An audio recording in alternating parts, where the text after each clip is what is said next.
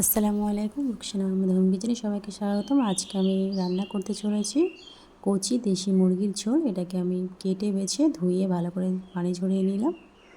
আর 7 থেকে 8 পিস গোল আলু, আস্ত আলু নিয়ে নিয়েছি।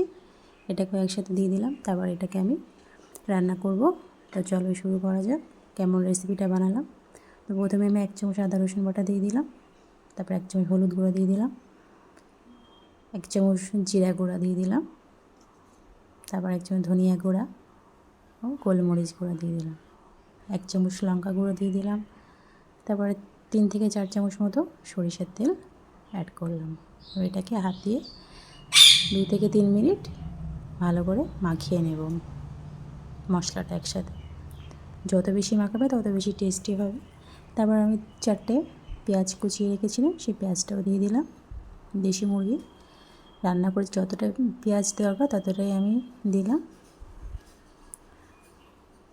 তো এটাকে হাত দিয়ে ভালো করে মাখিয়ে নেব আরও 2 থেকে 3 মিনিট, যাতে পেঁয়াজটা একটু নরম হয়ে যায়। তারপর মুরগির মাংস ও আলুগুলো একসাথে দিয়ে আবারও 2 থেকে 3 মিনিট আমি ম্যারিনেট করে নেব। যত বেশি হাত ঘষাবে তত বেশি টেস্টি হবে, আমাদের গ্রামের কথায় ভাষায় যেটা বলে। তো আমি আরও 2 থেকে 3 মিনিট ভালো করে আমি ম্যারিনেট করে নিলাম। ম্যারিনেট করার পরে আরও আমি 2 চামচ মতো তেল দিয়ে দিলাম, সরিষার তেল। এটা আমি পুরোটাই সরিষার তেল দিয়ে রান্না করলাম। আপনারা চাইলে সাদা তেলেও রান্না করতে পারেন। তো তারপর আমি এটাকে মিনিট 15 মতো ঢাকা দিয়ে রেখে দেবো। আমি এতে কোনো পানি অ্যাড করিনি। 15 মিনিট পর দেখো এটা আবার এটাকে আমি চুলাতে দিয়ে দিলাম। তারপর এবারে ঢাকনা দিয়ে দেবো রান্না করার জন্য। যত বেশি ঢাকনা দেবে তত তাড়াতাড়ি রান্নাটা হয়ে যাবে। তো তারপর আমি 2টো তেজপাতা দিয়ে দেবো, কারণ আগে আমি নুন লবণ দিতে মনে ছিল না, তাই জন্য এখন লবণ দিয়ে দিলাম স্বাদ মতো দিয়ে তারপর আমি ভালো করে নেড়ে চেড়ে নিয়ে নিলাম। একটু কষিয়ে নেব, কারণ অনবরত নাড়তে হবে, কারণ আমি একটু পানি অ্যাড করিনি, তো সেই জন্যে পেঁয়াজটা থেকে পানি অলরেডি বেরিয়ে গেছে। তারপরে 2টো আমি তেজপাতা দিয়ে দিলাম, দিয়ে এটাকে আমি ভালো করে কষিয়ে রান্না করে নেব।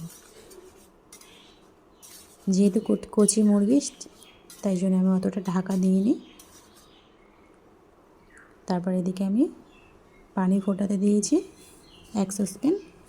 পানি ফোটান্ত পানি দিলে কী হয়, টেস্টটাও ভালো হয় আর তাড়াতাড়ি মাংসটাও গলে যায়।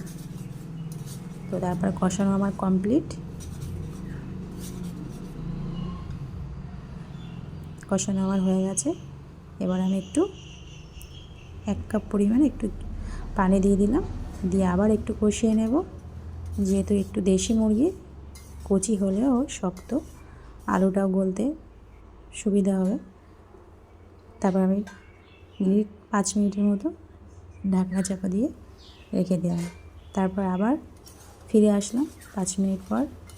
5 মিনিট পর আবার কষিয়ে নিলাম একটু। কষানোর পর এবার যেটা পরিমাণ মতো পানি দিয়ে এটাকে আমি দিয়ে দিলাম। তারপর এটা ঢাকা চাপা দিয়ে দেবো, আরও 5 মিনিট মতো রান্না করব। তারপরে 5 মিনিট পর আমার দেশি মুরগি ও আলু সবই গলে গিয়েছে। তারপর আমি এখানে 6 পিস মতো শুধু এলাচ দিয়ে দিয়েছি। এলাচটাকে থেতো করে আমি দিয়ে দিলাম সবশেষে, আর কিছু এক্সট্রা কিছু আর আমি অ্যাড করলাম না। আমার রান্না কমপ্লিট। তো বন্ধুরা, এতক্ষণ পর্যন্ত যারা আমার এই ভিডিওটা দেখেছেন তাদেরকে অসংখ্য ধন্যবাদ। তো এই দেশি মুরগির পাতলা ঝোলটা কেমন রেসিপি হলো আপনারা জানাতে ভুলবেন না।